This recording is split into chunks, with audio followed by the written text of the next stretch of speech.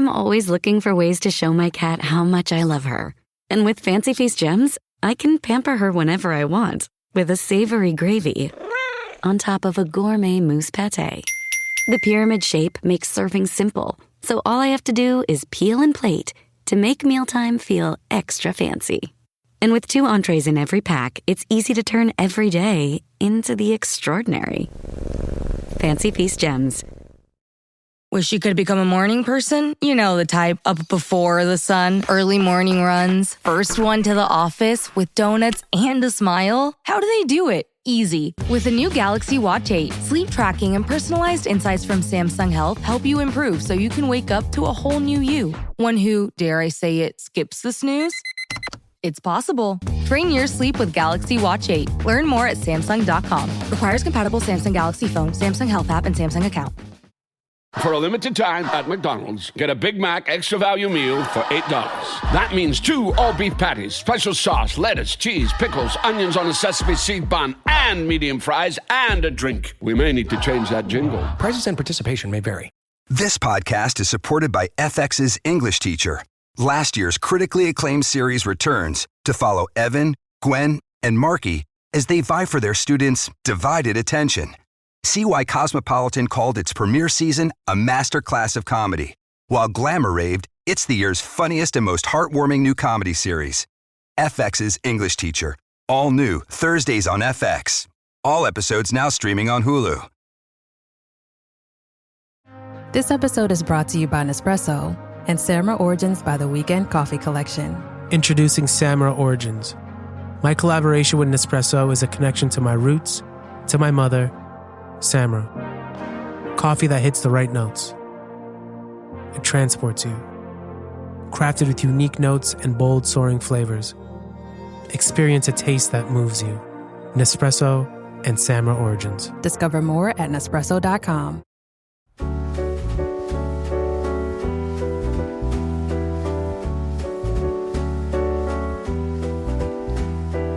This is Pack Your Knives. I'm Kevin Arnabitz. And I'm Tom Haberstroh. And Tom, we have a very special guest this morning.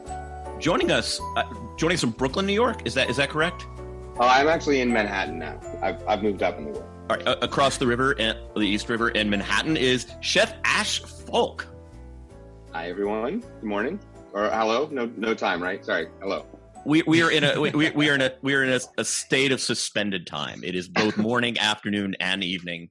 It is dusk and dawn. It is all hours of all the day. Thank you for joining us. We're excited to talk to you because you, in my book, Ash, you were the funniest dude, funniest contestant, period, on this show. Last season in the Top Chef All-Stars that ran last year, or this, I don't even know. It might have been in 2017. Stephanie Samar was hilarious. Yeah. I thought she could do stand-up comedy. And I actually think you might have bested her in just the one-liners you had in this season throughout. So I have to ask, are you a comedian like on the side? No, certainly not. I'm just a little silly, I think. And I don't take things too seriously. But certainly not a comedian. Yeah, it was a lot of fun to watch you on this show. So let's just zoom out for a second. What are you doing right now in terms of, you're at, I believe you're at a barbecue joint in Brooklyn? I am. Actually, it's in Manhattan. We have one in Manhattan, one in DC. It's called Hillcountry Barbecue Market. Know it well.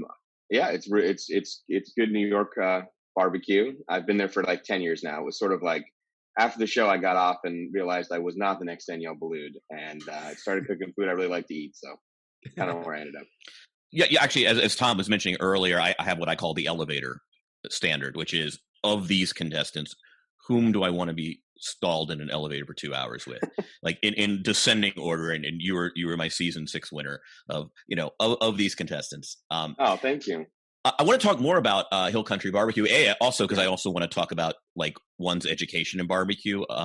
Tom knows this. I led a barbecue tour of Central Texas when all the NBA reporters were down in San Antonio for the 2014 or 13 finals. One of those two, awesome. Tom. Awesome. And so I'm a huge connoisseur, though I have given up meat for the year. And I've been to Hillcountry. I have been to Hillcountry. And I'm also fascinated in kind of, because I think there was this notion for a very long time in this country, you can't get good bagels in Los Angeles, and why would you eat pizza in Atlanta? And who gets brisket or ribs in New York? As if like there's some magic in the water in certain regions. But the idea, though, I have to say, of the challenge of whatever it is you have to build, because I've been to Smitty's and Lockhart and seen those enormous pipes, and I'm like, I am curious about how you can infrastructurally do the job in New York. So I'm actually really curious to talk about that with you. But first, like, how did you get, like, can you catch us up on your life for the last 10 years? Yeah, I mean, so, I got off the show. I went back to the restaurant I was at, Trestle on 10th. I was there for another year, which I promised the chef I would do. And then I decided I needed to do something else, make a change. I did consulting chef for a while, which of course means unemployed chef. Cool. That makes sense now. Okay. I never known. Yeah, it means unemployed chef. Don't let anyone fool you. So I just sort of bounced around from kitchen to kitchen, some friends, and was sort of directionless because the show sort of always kind of like checks your ego. And my friend, actually Merriman, who we were pretty close at the time, she was just like told me to cook food I like to eat, and I was like, well, I only like to eat kind of trashy food. Like I like to eat barbecue, I like to eat Southern food. I don't. She's like, so find a place that cooks Southern food. So I got involved with Hillcountry at that point, and I've been there ever since. Actually, remind me where you grew up. I grew up in California, like the East Bay. Okay. Yeah. So I grew up, sort of not really Southern, but my father was from North Carolina. So I always had this kind of allure to like the South. And I grew up doing summers in North Carolina, eating pulled pork barbecue and that kind of thing. So. Where's your father from? Winston-Salem. Oh, hey, I'm a Wake Forest guy. So. Oh, okay, great. Awesome. Yeah, yeah. I live in Charlotte now. Yeah. Oh, Charlotte's great. Charlotte's got a couple of good barbecue spots. Yeah. Yeah. Yeah. So, what's the secret to making good pulled pork? I mean, there's a lot of secrets because there's a lot of ways to make it. I think some of the best pulled pork in the country is coming from Rodney Scott out of Charleston. My family's from Charleston. I love Rodney Scott. He's amazing, unreal, amazing pitmaster. But he does that whole hog. So there's sort of the whole hog thing, or do you like the butt thing? Do you like it juicy? Do you like it like a meatier? Or do you like it more like with all the bits and pieces of hog in it, which I personally like? I think the key to pulled pork is just long, slow, low, and good smoke. I'm a post oak fan, obviously, because I'm from, I do Central Texas barbecue, but a lot of people swear by hickory on pork, but I kind of think it's good with post oak, but that might be blasphemy. I don't know. No, as long as you just throw a lot of vinegar in pulled pork, I'm good to go. I put a lot of vinegar in it. I love a good vinegar sauce. So when you were on Top Chef, did you ever envision yourself as going into barbecue? No. When I was on Top Chef, I envisioned myself being the most premier chef in New York City, that everyone came to worship at the altar of my stove. That's really what it started out at, but I ended up in barbecue. So, how'd you get on Top Chef? So I actually applied. That was the second time I applied. So I applied late for the season before because I saw Hosea won, and Hosea, I thought. And I don't know him at all, so this is. But I was like, oh, I can cook better than that guy. I may as well, I got a 1 in 16 chance of $100,000. I'm doing it. And they had called me back for this season, 6. Yeah, 6. Thank you, season 6. Sorry, it was a long time ago. You called me back for season 6, and I was like, at the end of it, I was bummed I wasn't on season 5 because I think I might have done a little better. Because I got thrown in with Michael Vittaggio and Brian Vittaggio and. Kevin, and they were all just like next level. And I was just a little pipsqueak sous chef at a small restaurant in New York. So that's how I got on. They just called me and I went through the whole audition process. They happened to be in New York, so they're able to come to the restaurant. I did a tasting for them with only 5 hours of preparation, which I think is part of the game. And they liked everything and flew me to LA, and the rest is, history. What did you cook for them? Well, I did several courses. I started with actually oddly enough, a beef cheek rillette, and a bunch of charcuterie that we do at the restaurant, which is really one of the things I love. I love sausage and charcuterie and making all that stuff, which makes sense to kind of go into barbecue. It's sort of similar skill set to do barbecue and charcuterie. So I made that, and then I did like a duck crepe, like scallion crepe thing with like little morels and peas, very classic. I think for dessert, I did pear galette with a creme fraiche ice cream. I don't remember. There was this on the show, Ash. This sounds amazing. Oh, believe me, I ask myself that question in the shower every morning. Where was this shit on the show? You know? Yeah, Kevin and I were amazed not just by your commentary, but you had really good ideas and just couldn't pull through. It was like you had to switch and burned. You had to switch like halfway through. You know, you just had to stick with your guns. Oh, if I'd stuck with my guns, I think I would have made it to Restaurant Wars at least. I mean, I don't think I would have beat Michael Vittaggio, like looking back on it. I mean, there's no better cook than him, unfortunately. And I was up against him. So, but I definitely and again, like I've been listening to the pod because I'm like walking down memory lane and I haven't thought about this in years. You know, I just sort of put it away. We are the voice of your nightmares that have been banished in the. It's actually kind of nice because the recesses of your mind. Now that my your ego is sort of taken out of it and the feeling of loss is like over. You know, I'm a pretty successful guy right now, doing really well. The feeling of loss is over. You're able to like remember the fun times. Like you guys were doing the episode, the camping episode, which I loved the episode of the pod, and it was just so funny remembering I slept in that tent with Big Ron. Like we shared that tent. And he put those sticks out in front of the tent to ward off the snakes. And so I'm going to sleep and he's like, I was like, what are the sticks for, Ron? He's like, they're for the snakes. I was like, okay, that's terrifying. I'm going to sleep an hour and a half. Thank you for warding off the snakes. I don't care how you do it. That sounds like a great idea. Yeah, exactly. It's a fun time. Yeah.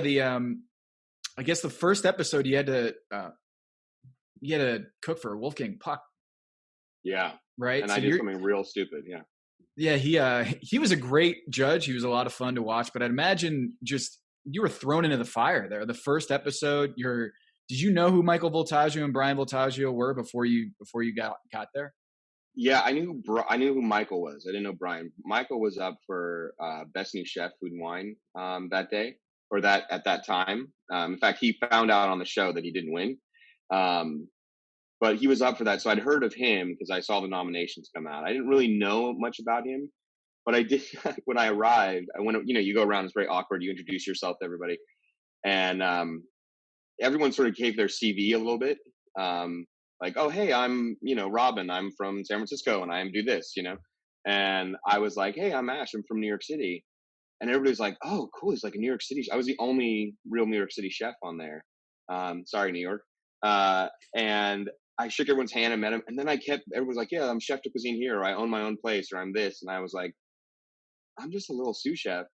And then we got in the first day of challenges, and Tom and I had done a couple events in New York together. Of course, we just crossed paths, And so he goes, oh, I know Ash. I've worked with Ash. So everyone's looking at me like I'm this crazy threat. And I'm just like guys, stay calm. You're freaking Michael Vittaggio. You'll bake bread on a stone in the middle of a desert and be perfect. It is so funny because your self-deprecation became a hallmark, and now it all makes sense. Right? Like you're there with imposter syndrome. And the worst thing that happens is when people actually think you're this world beater and you're not totally in on the joke yet. Yeah. And no, it was one of the more charming things about it. We always like to kind of talk about the mechanics of the show because it is, I mean, you do totally have. And one of the great debates we had, Tom, it was with our friend in West Hartford, our barbecue Tyler Anderson. Yep. Tyler Anderson. Because who was a fellow traveler in barbecue world with you, and whose place was great in West Hartford. Yeah.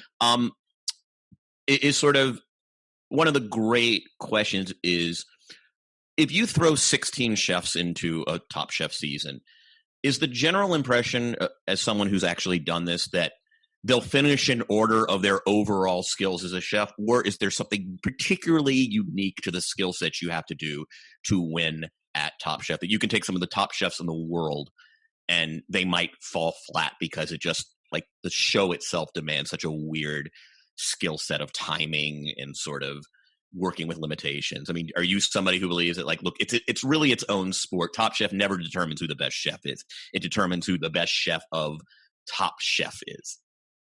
Yeah, I mean, I think that's completely accurate. I would say that was one of the things that I often say the show beat me, because it was these sort of quick challenges that I would overthink or underthink depending on the challenge, and I would just like not just cook food and not be able to mess with it. Now the thing is, it's really a big mental game. So if you're one of those people like I think if I went on the show now, I'd feel much better about a lot of the food I made, because I'm 40 now, I'm not 29, and I'm just like very comfortable in cooking simple food and cooking sort of straight on, and not forgetting flavor and really like nailing the elements, because you really have to be strong and confident in yourself and what you're doing, and if you aren't there, you're going to get knocked off very quickly, and you sort of see that in every season. You see the chefs that get knocked off are not the confident ones, and then you go to the restaurants and you're like, they're brilliant, this is delicious, and I don't know why they would get knocked off. And it's really the game is hard, and now that I've played it once, I think if I played it again, I'd be obviously better. We heard not from that I Chef, want to. yeah, we heard from Chef Jen. We had her on a couple weeks ago. She's like a lifer on Top Chef. She's the best. Like she was describing the stew room. You're in there for like hours. Yeah. My season, we were in there when I got eliminated. It was like 5 a.m. that we got out of there. We finished Pigs and Pinot, and I walked to the van, because you like pack an overnight bag and they take you to your van and they take you to a different room. And it was like 5 a.m. I was loopy and I was wasted too, because they gave me all the wine from Pigs and Pinot. Like the guys in the stew room sent it to me in the like exit interview, and I just started drinking pretty heavily, which is probably why I said the nasty things about Padma. What did you say about Padma? No, I said at the end of the interview, then this actually aired. I said some less choice things off air, and then on the air, I said, "Oh, I'd have everyone over for dinner except Padma," and that got picked up. Like every press was picked that up and was just like, "Oh, Ash hates Padma," and I was like, "I don't hate Padma. She just didn't like any food I made." So just and I was getting kicked off the show. So it's funny. Yeah, did you do any Top Chef like events afterwards, or were you just clear of Top Chef after you? No, I did a ton. I did 2 years. They did that weird tour where they went to different towns. I did 2 years with that. I did like Grand Rapids, Michigan, and Seattle, and a couple other spots. And then I did 3 Top Chef cruises. Oh yeah, yes.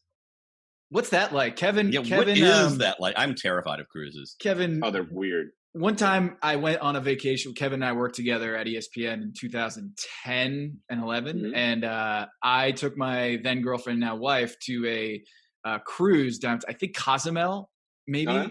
And Kevin was like, "Why? I don't get it. You're trapped on a boat. You can't leave. It's just, there's kids everywhere. That doesn't sound like vacation. That sounds like hell." Try being trapped on a boat where everyone on that boat wants to talk to you. Can you, all right, so describe the ecology of a Top Chef cruise. Like who's buying cabins on a Top Chef cruise? I am. Well, so there's two types of people on a Top Chef cruise. So one is just the cruisers, right? That just buy a celebrity cruise, because it was with Celebrity Cruises. And so they have several things going on the boat. Like one of them was Top Chef. One of them might be, jugglers. And one of them might be Magic Camp, so Top it's like, it's actually, Top Chef is not the entire cruise. You're like one section of the cruise. Exactly. You're one section. But we dominate it because we actually do the main dining room. We do menus for the main dining room.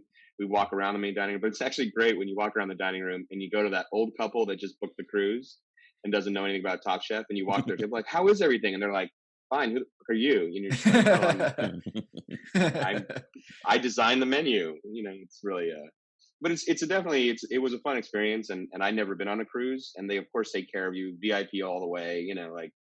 I drank a lot of pina coladas.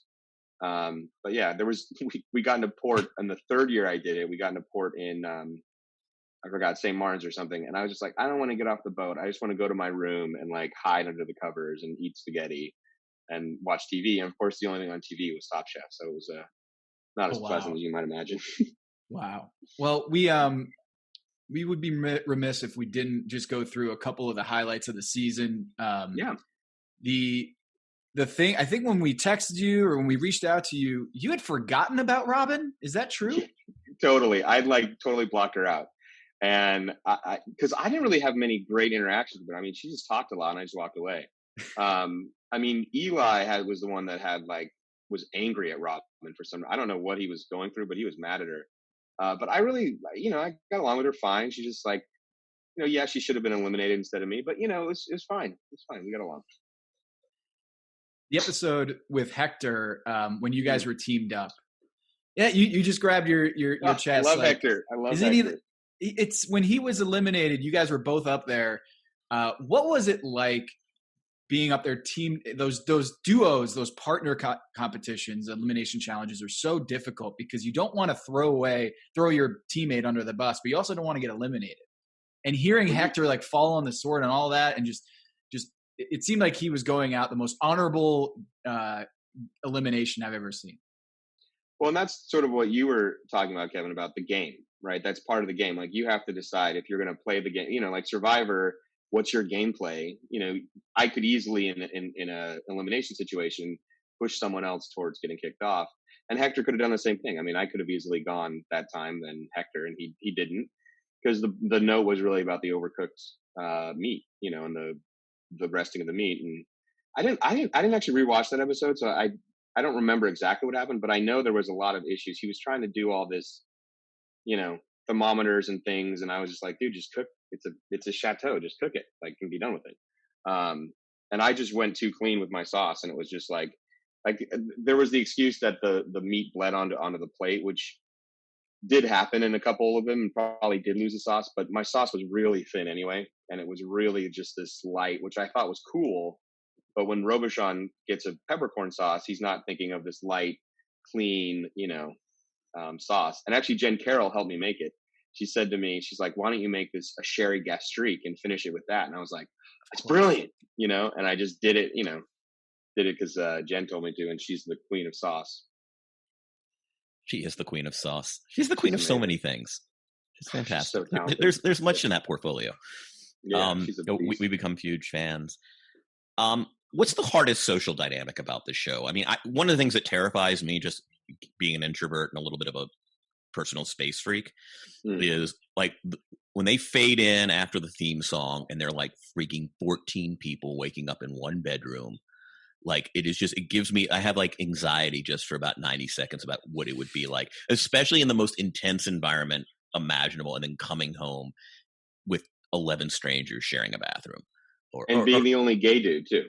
I mean, I've been the only gay dude in many situations like that, but I'm just sort of that in and of itself just gives me more anxiety than having to cook for Padma. What is the social dynamic in the house? Well, my bunk was next to Mike Isabella, which we became fast friends, because he is actually a hilarious guy with a huge heart. I know he's had a lot of problems recently, but he's, I woke up in the morning and I just have his little face staring at me, and he says, what's up, fucker? And I'm like, good morning. I'm just so I like the social dynamic of it. I had, again, season 6 was a really special season, I'm sure everyone says that, but for me, everybody we were all in it to do the best food possible. There was very little competition and backstabbing that you see in some of the early seasons. There's there was no I'm not your bitch and all that shenanigans. I think behind the scenes, I mean, Robin was obviously the villain of the season. But I kind of liked it. For me, it's I got a 5-week masterclass in how to have how to be a great chef and how to be a great cook. And I got that from, being in the room with them, hearing everyone talk about stuff that was next level. I mean, Michael and Brian only spoke to each other. I don't think Brian knows how to move his lips at all. So he'd they would be sitting next and just kind of mumble to each other in their little brother speak. So they were off in the corner next to each other. But it is very strange, but you get used to it. Hello, listener. It's Producer Maze here to talk to you about Quince and their cookware. Cooler nights mean cozy meals at home, and Quince's cookware has made fall cooking so much more enjoyable. Their pieces deliver the quality and performance of luxury brands, but at a price that makes sense. And they look gorgeous on the stovetop, too. No matter what item you need to complete your kitchen, Quince has you covered. With 5-ply stainless steel pots and pans, nonstick skillets, chef-quality knives, and even ceramic bakeware, which is perfect for cozy casseroles or Sunday roasts. And when you look at these prices, you might think, how is Quince doing this? How do they deliver high-quality items similar to high-end brands that are half the price? Well, let me tell you, they partner directly with ethical top-tier factories to cut out the middlemen and pass the savings on to you. And it's not just cookware. I got myself some bath sheets. That's right. When you're a tall man, you have to use bath sheets, not bath towels from Quince. It's like drying off with a cloud. It's incredible. Upgrade your kitchen for cozy fall meals with premium cookware from Quince. Go to quince.com/dings for free shipping on your order and 365-day returns. That's QUINCE.com/dings, DINGS, to get free shipping and 365-day returns. Quince.com/dings. Hello, listener. It's producer Maze here to talk to you about Kindred. Now, close your eyes like Owen Wilson during a job interview and imagine a way to travel that feels personal, comfortable, and connected without the price tags and the sterile feelings of hotels or short-term rentals. Now open your eyes and stop using your imagination because Kindred has made it very real. That's exactly what they do. Kindred is a members-only home swapping network. It's not a hotel. It's not a short-term rental. It's a smarter way to travel where each stay feels like home. Here's how it works. With Kindred, your home is your ticket. You earn credits by hosting fellow Kindred members, and then you use those credits to stay in over 220,000 homes in more than 100 cities worldwide. There are no hotel costs or rental fees, just the credits that you've earned. Every stay comes with white glove service, 24/7 trip support, and $100,000 in host protection. Make it easier for you to travel and enjoy yourself and not worry about details. I've used Kindred and I found an amazing home for a weekend getaway in an idyllic location with amazing views and great ambiance. It had everything I needed. And the best part was, it cost me $0. So apply now at livekindred.com and use code DINGS to join for free. Plus, you'll earn 5 nights of travel credit just for signing up. That's right, that's 5 whole nights for free at livekindred, KINDRED.com, code DINGS, DINGS, livekindred.com, code DINGS. Listener, listen up. This is important, okay? I'm going to try to save you some money here. If you're still overpaying for wireless, it's time to say yes to saying no. At Mint Mobile, their favorite word is no. You may think like, oh, that's bad. No contracts. No monthly bills, no overages, no hidden fees, no BS. Here's why I said yes to making the switch and getting premium wireless for $15 a month. You heard that correctly. $15 per month. Ditch overpriced wireless and the jaw-dropping monthly bills. And of course, there are all these hidden fees and stuff, but at Mint Mobile, plans start at $15 per month. All the plans come with high-speed data, unlimited talk and text. You're not doing like weekend and nighttime minutes or anything like that. And it's delivered on the nation's largest 5G network. Use your own phone. Don't have to get a new phone. Use your own phone with any Mint Mobile plan and bring your phone number along with all of your existing contacts. I switched months ago. People have asked, did you actually switch? Yes, I actually switched months ago, and I don't know what to do with all this extra money. I've cheated the system here. I've rigged something. This is an Ocean's 11 situation where I'm stealing wireless from Mint. That's how good a deal it is. Ready to say yes to saying no? Make the switch at mintmobile.com/dings. That's DINGS. That's mintmobile.com/dings.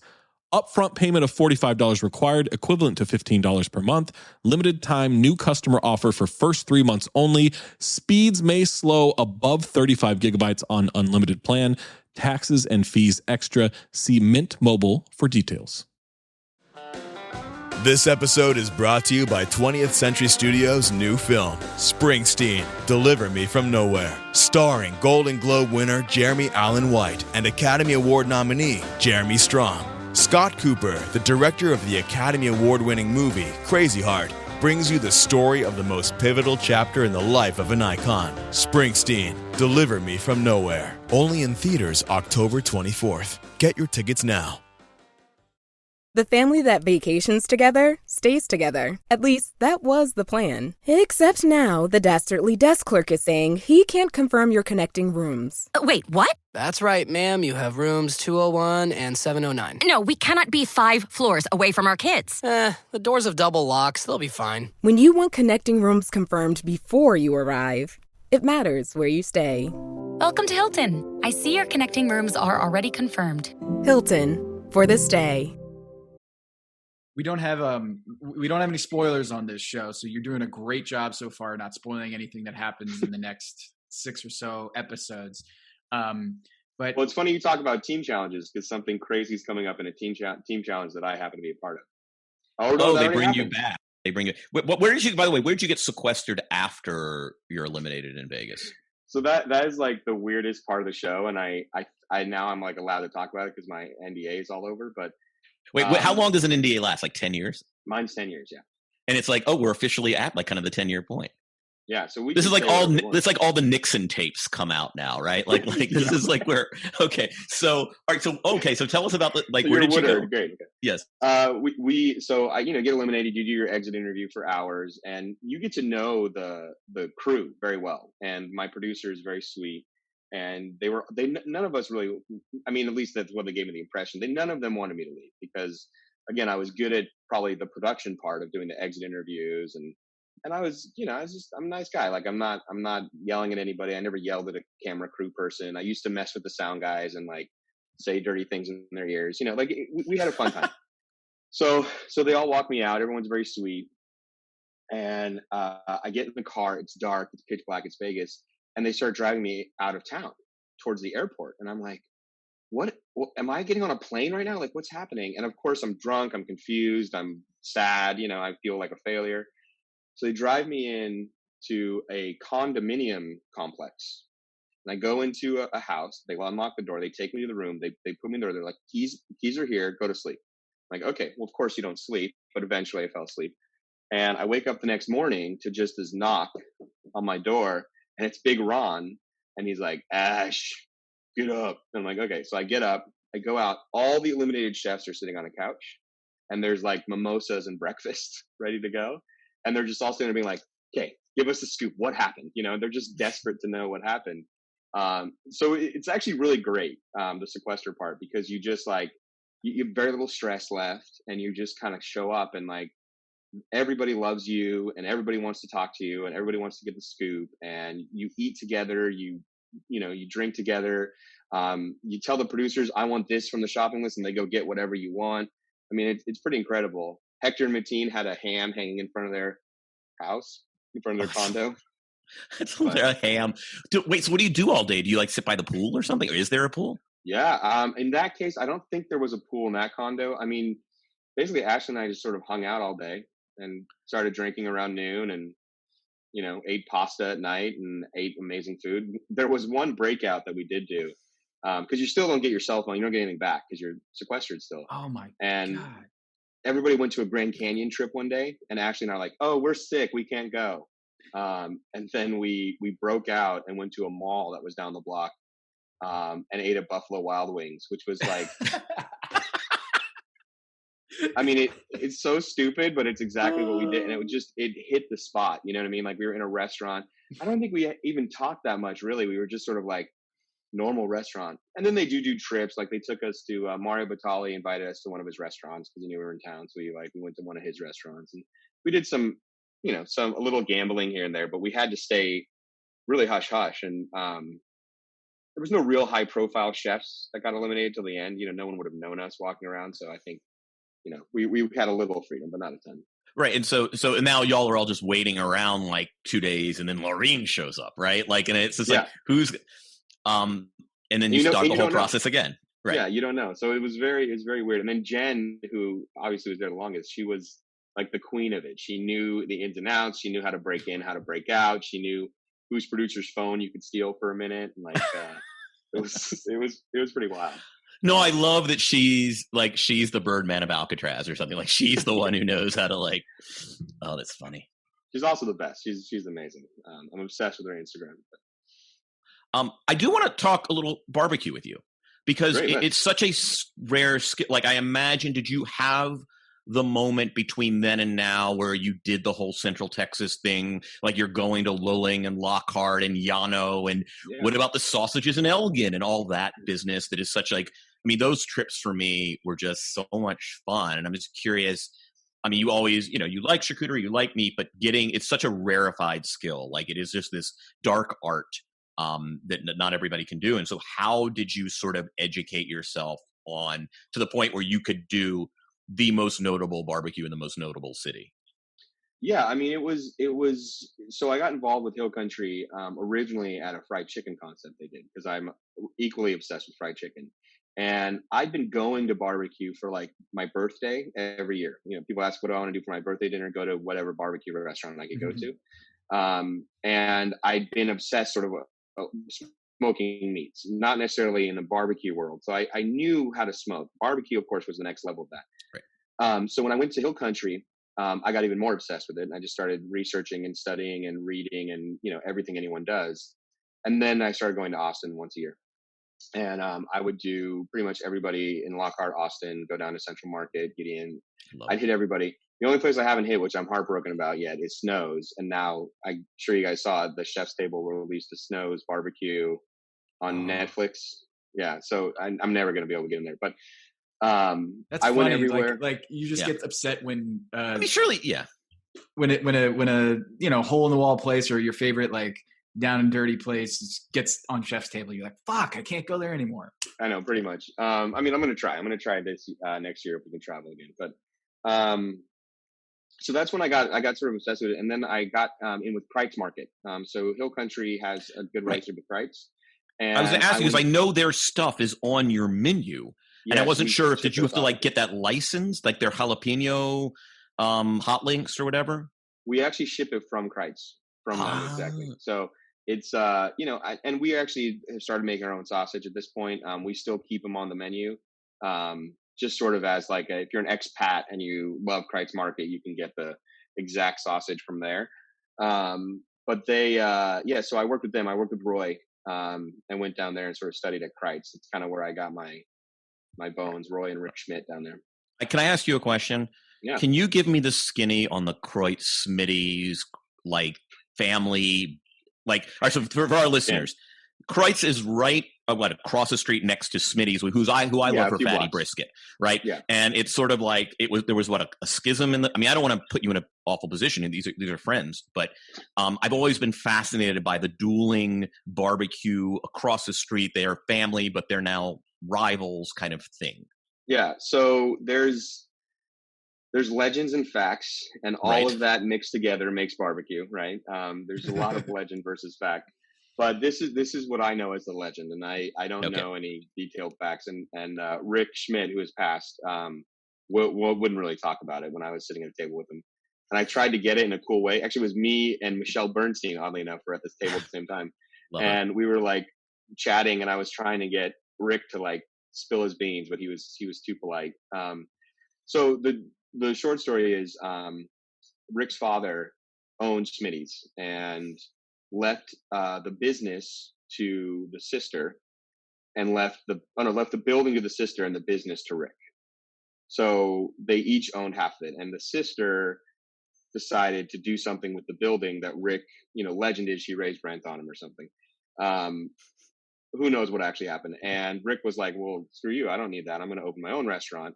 And the legend is that he built Kreitz, the first Kreitz, which was much smaller than it is now, built the first Kreitz, built the pits, went to Smitty's, loaded a metal box with the coals from Smitty's, and walked over to Kreitz to light the fires again. I don't know if that's true, but we actually at Hillcountry, when we opened our Brooklyn restaurant, we took the coals from the Manhattan restaurant to the Brooklyn restaurant to light them for the first time. So, like on the subway? Well, we had a car. We took them. Okay, I was just probably stupid. I'm just like imagining transporting coals from Manhattan, you know, like on the A train. Yeah, that's. I mean, I've seen weird stuff on the subway, but that would take the cake. See, I love like barbecue lore is great. And this is honestly one of my favorite trips. I loved going to Elgin. There used to be a great place that closed, I think 10 years ago, called Crosstown. sausage. And I just those are some of my favorite, Lilling and City Market, all that stuff is just. Have you done Louis Mueller? Yeah, Louis Mueller. I mean, that's I had sort of my Lilling, Lockhart, Elgin, and then if you go out to Mason and Llano and a couple of those places a little bit farther west, but and different barbecue out there too. Yeah, like starts to get real different because they have different woods that start to come in with post oak. So. Is it just hard to do in Manhattan? I mean, I just like you're in the Flatiron district. Like, how the hell? It just requires space and like as you say, wood and coals, like things that you're not just gonna like check in with a doorman. Like, what happens to like? I'd imagine how do you do this? How do you do an indoor pit? You know. So it's actually really complicated, especially Manhattan, because there's a lot of regulations. So we have 12 stories of black iron that goes all the way up the back of the building, which is because it has to go to the roof. We have precipitators on the roof, which scrub the smoke out of the air, which is crazy and expensive. So we kind of had to build up rather than build long. You know, in Texas, they have all the space in the world, so they can build these very long pits. So we built up and we built in a rotisserie. So actually what happens is the meat sort of like is turned like this instead of the smoke going like this because we don't have the space. That doesn't affect the taste or anything, right? No, I don't think. I think it's better than Lockhart. I mean, okay, cool. I've been to Kreitz many times and I love them. And there's been many times I have a great slice of brisket there, and there's many times I have a real miss on brisket. And we smoke differently than they do. They smoke a lot hotter at about 300 and 325. We smoke much lower at like 200 to 225. Wow. So we're really long. It's almost a 16-hour cook on brisket for us, which I like a lot better. And you know, I think it just gets a lot more smoke. It never gets that acrid kind of burning taste. Just as this sweet, beautiful brisket. And then, you know, we make 40, well, not now, but we used to make, you know, 40 to 50 briskets a day, which is a lot of brisket, and they were pretty consistent. So I was pretty proud of them. Still am proud, but we're doing a lot less now. When you have you had any contestants come by Hillcountry? Like any? Yeah. I mean, Ashley's been, I think, Eli didn't come. He came to the city, but he didn't make it.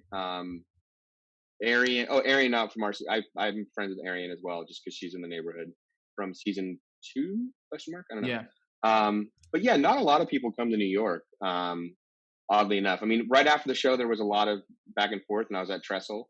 And most of the time when a chef's coming to New York, they don't really have time. Like they're coming to do an event for Beard House or whatever. They're not stopping to come to Hillcountry. So not a lot of them come in. And honestly, now at this point, we're practically just DMing through Instagram at this point. There's not a lot of like texting back and forth like there was right when you first got off, you know? I think Bettine's not even cooking any like a real estate agent or something now, I think, but I saw we saw them the Where Are They Now kind of thing. Yeah. Oh, I mean, I don't know where. I mean, Ashley just was at Prune. You guys know that, probably, which just unfortunately is closed now. Hopefully it will reopen. We're all in New York hoping it does because it's a great restaurant. And Jen's just killing it in Philly, and you know, they're around, I think. Did you make up with Padma? So funny story. This whole like I hate Padma thing sort of got blown out of proportion. And she actually came to Hillcountry one day and got some fried chicken. And she just come from like boxing class. I was like, "Oh, hey Padma, what's up?" She's like, "Oh, Ash, blah blah blah." And it was kind of awkward because you start to sort of believe the media at some point, you know, like even though you know that there's never really a fight. And then my husband works in entertainment, and he was at an agency party, and Padma was one of the guests. So he walked up to Padma to tell her off because he was like, "Oh, she," you know. So he walks up to her and she goes, "Hey Padma, I'm Ash Fulk's husband," or something. And Padma said, "Oh, I love Ash. He was my favorite on the show. He was so sweet and kind." And I was like, "Oh God, I'm an asshole." And it's just great. So of course he's like standing there gobsmacked. He comes home mad at me, of course, saying like, "She says she loved you." I'm like, "Yeah, that was all blown out of proportion. You know, it's fine." But I tell you, she's never come to one of my restaurants. Well, I'm kidding. You had a couple dishes. What was the dish that she that stands out to you that was either unfair or that you were like, "No, that was actually a really good fucking dish"? Well, I would say the frozen custard was really good. Yeah. And she just didn't buy my bullshit on it. So That was you're supposed to do ice cream that ended up being custard. Is that right? Yeah, because you can't make ice cream in 20 minutes. Turns out. I don't know. Turns out. So it barely turned, and I used you could see my stage, and I used every tool in the kitchen to try to make this damn thing. And I was trying to use tools I didn't know how to use. Like I got the Paco Jet, and Eli was sitting next to me. He's like, dude, if you don't know how to use that, don't do that because you're going to cut your hand off. I was like, okay, no Paco Jet. And I just tried to use a traditional ice cream maker. So to cook a sweet potato and to make sweet potato ice cream in 20 minutes, I was pretty impressed. It was even a frozen custard, to be honest. But that was a stretch, and it actually tasted good. It tasted great. I mean, Mark Peel liked it, but Padma just saw that I was just trying to bullshit the system, which I did. It's a skill, which is part of the show, frankly. I mean, yeah, that's the game. There was a moment where Eli brought in like a faulty pressure cooker that might have been a bomb. Yeah. What It didn't was blow that? up. I don't think it blew up. I don't really remember the details, but he definitely just didn't seal the cooker hard enough, and the pressure built, and it just sort of it released and made a loud sound. It didn't blow up the place. I mean, they blew that out of proportion, but and Eli, he didn't quite know what he was doing. I think with a pressure cooker, he's used to a circulator and time and plastic instead of cooking. So, did you ever want to come back to Top Chef, or were you like, I'm good? I did. About 5 years ago, they reached out to me to do. I think the first All Stars was 5 years ago. Mm-hmm. They reached out to me, and I went through the process and went to you have to go to a psychologist to make sure you're not crazy. And I went. Wait, what's that examination like? It's like the personality test. Yeah. Oh no, I mean, you actually there's a psychologist there. Yeah. So you take the personality test, and then they give it to a psychologist, and then you sit with the psychologist to to see if you're actually nuts. It's like, does your father love you? Do you love your father? Or does your mother, like those kind of questions? And I think I failed it, and I think that's why. No, I'm just kidding. So I took it, and then we went back and forth, and because I was like, I really wanted to know what I was getting myself into. Like, would I be able to actually bring a recipe on? Was I going to embarrass myself? Went back and forth, and then Rich Sweeney decided to do it. I think so. They chose Rich. They only needed one gay in the village, apparently, so they chose Rich for casting, which is fine. Probably better. I bet they want a little bit. It's helpful for the show to have a few borderline candidates. Yeah, for sure. In terms of because you don't want everyone to be a portrait of normality, because then it's no fun. Yeah, exactly. Yeah, when we watching the season, that was one of the biggest things we noticed was just how the humor was much more to steal a certain person's line, more locker room talk on the previous seasons than now. I don't think a lot of stuff that Isabella said would make it to air. When you watched an episode recently, what was the thing that jumped out to you? That I swear a lot. I am bleeped, especially this last episode with the one I got eliminated. I am bleeped everywhere, and I remember because I started watching the reunion. They have a whole reel in the reunion that they didn't air of me just swearing, because apparently I swear the entire time, and I've forgotten some of the facts that I swear, but I noticed that about myself. I noticed that Mike's can be a real prick, but I love it. He called Rotten Robin. I forgot about that. Rotten Robin.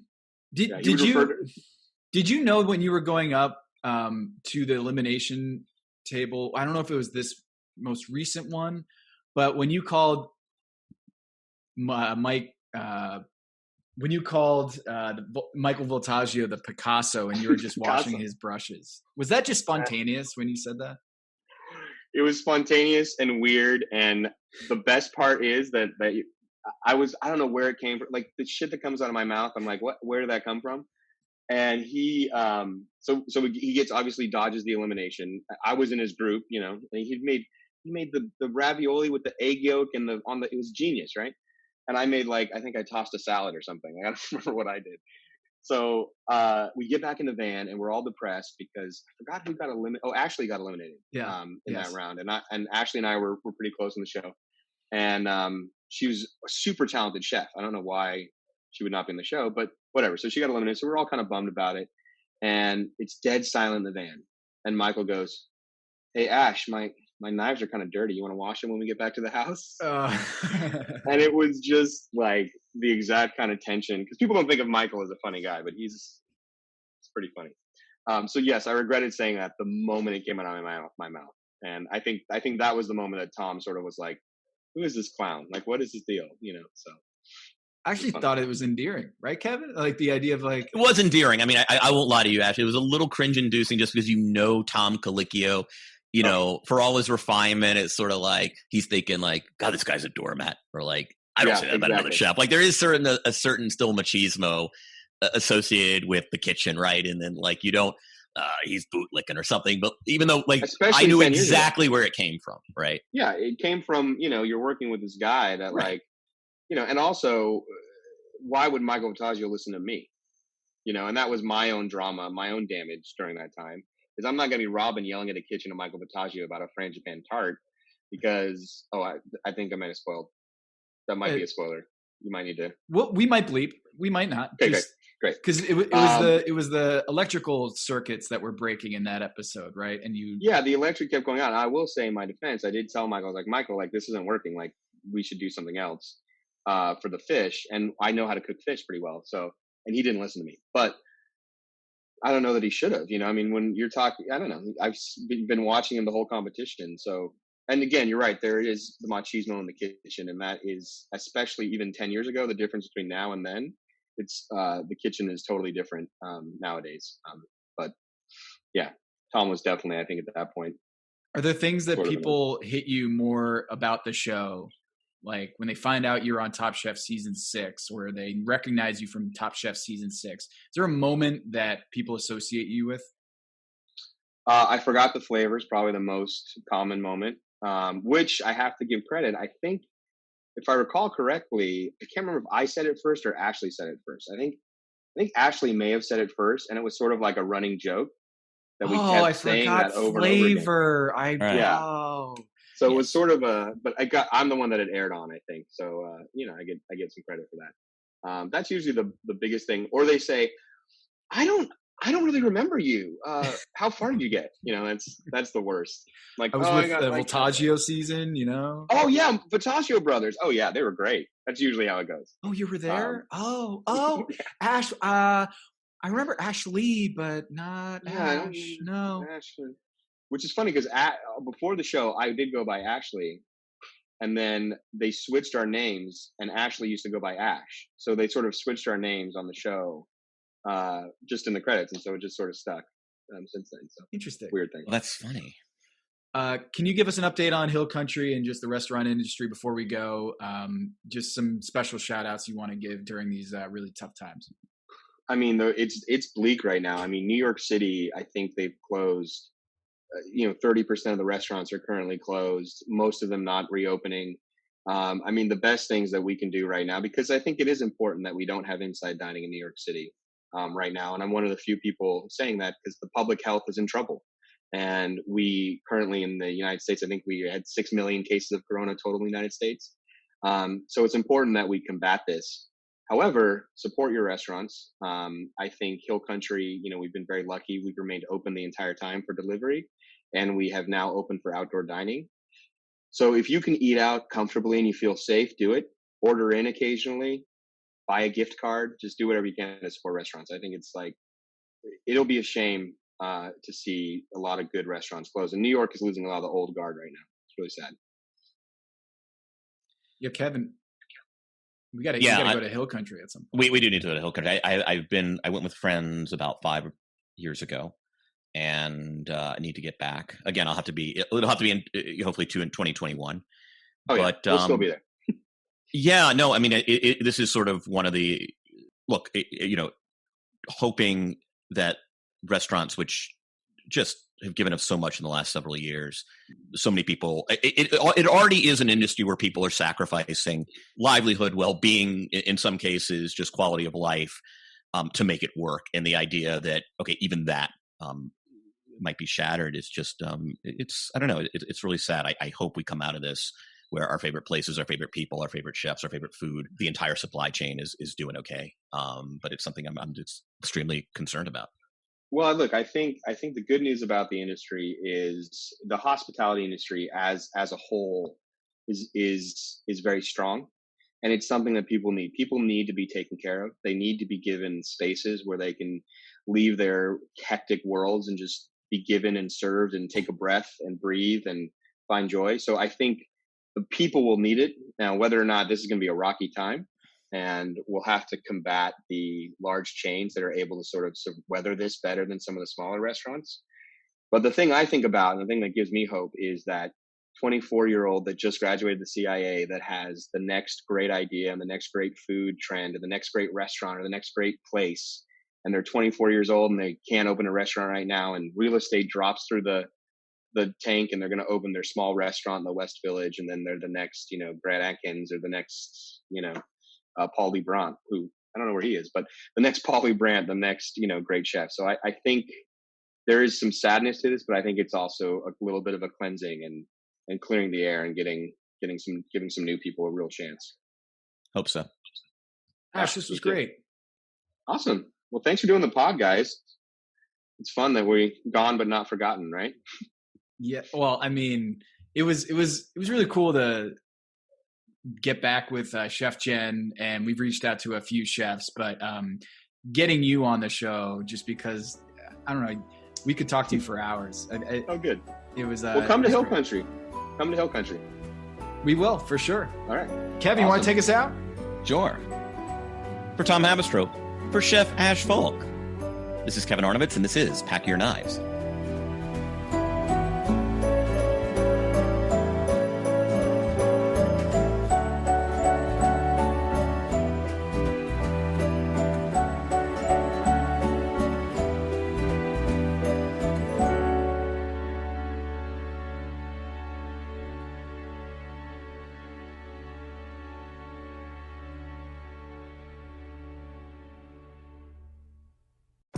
Sometimes the hardest part is just starting.